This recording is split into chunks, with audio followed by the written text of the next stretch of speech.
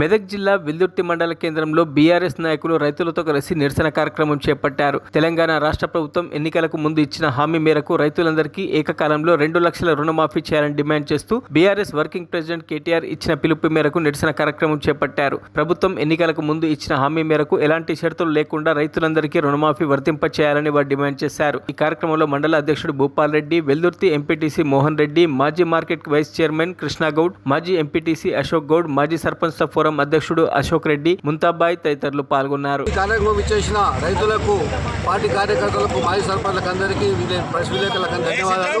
ఈరోజు రేవంత్ రెడ్డి గారు ఎలక్షన్ గా ముందుగా ఇచ్చిన వాగ్దానాన్ని నిలబెట్టకుండా మన రాష్ట్ర working president TRS working president KTR గారి పిలుపు మేరకు మరి ఈ రుణమాఫీ మీద ధర్నా చేయడం జరుగుతున్నది.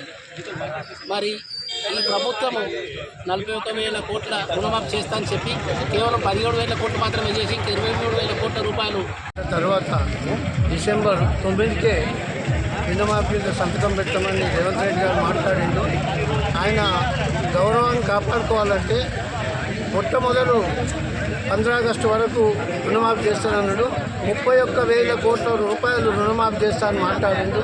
కానీ ఇప్పటి వరకు రుణమాఫీ చేసింది 17,000 కోట్లు మాత్రమే.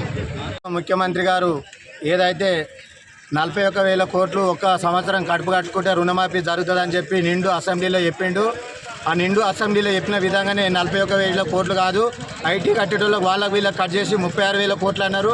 ఆ మాట మీద కాకుండా కేబినెట్ తీర్మానం 26,000 కోట్ల శంకర్ని మాకు 1,00,000 రూపాయలు ఉన్నది అప్పు, మా పేరు అనేది రాలేదు.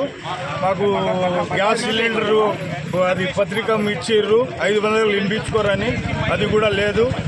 ఏమీ రావు, 900లకు తీసుకుంటున్నారు. ఎలక్షన్లకు ముందు ఊకదంపుడు హామీలు ఇచ్చి 6 గ్యారంటీలు 13 గ్యారంటీలు అమలు చేస్తాం అధికారంలోకి వచ్చిన వెంటనే అని దొడ్డిదారిన ప్రజలను మభ్యపెట్టి అధికారంలోకి వచ్చిన కాంగ్రెస్ పార్టీ తూతూ మంత్రంగా 2 హామీలు మాత్రమే మరిన్ని అప్డేట్స్ కోసం మా ఛానల్ని సబ్స్క్రైబ్ చేయండి.